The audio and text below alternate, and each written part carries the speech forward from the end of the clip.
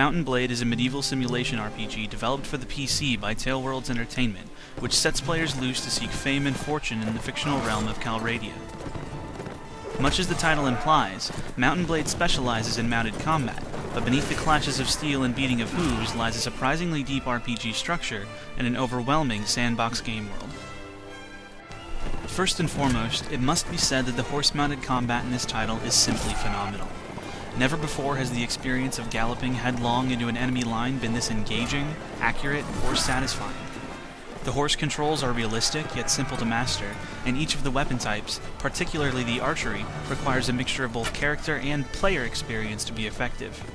There are few things more rewarding than watching your foe violently dismount from his horse after you've lodged a well-aimed arrow between the steed's eyes. Unfortunately, the power of this effect is diminished by the noticeably dated visuals. Character and weapon models resemble something that we found on the original Xbox, and their animations are often choppy and unrealistic. Detailed shadows and lighting effects help take the edge off, but players looking for a visual powerhouse may have trouble getting past this title's many graphical weaknesses. If they do manage to overlook these issues, however, players will be met with an enthralling choose-your-own-adventure experience that is very much worth the hours they'll invest.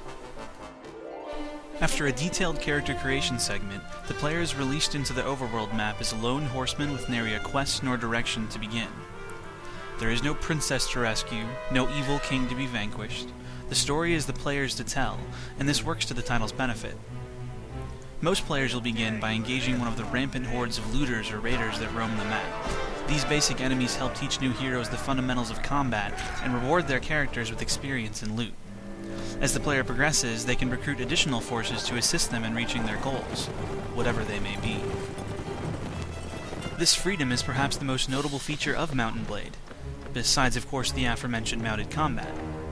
There are limitless adventures to be had in the realm of Calradia. For example, players can test their skills at regular tournaments in one of the major cities, winning both wealth and reputation for their success. Alternatively, players could choose to siege an enemy keep, subsequently gaining control of the location and earning the responsibility of defending it going forward. Those so inclined could even seek to join and eventually vie for leadership of one of the 5 warring factions. Such a path would task the player in participating in quests and conflicts as directed by the faction's rulers. These examples hardly scratch the surface of the options available to the player. Such independence, in conjunction with some of the most realistic and entertaining medieval combat ever seen, make Mount and Blade well worth the price of admission. Though it's not without its flaws. As mentioned previously, the visuals do detract from the enjoyment.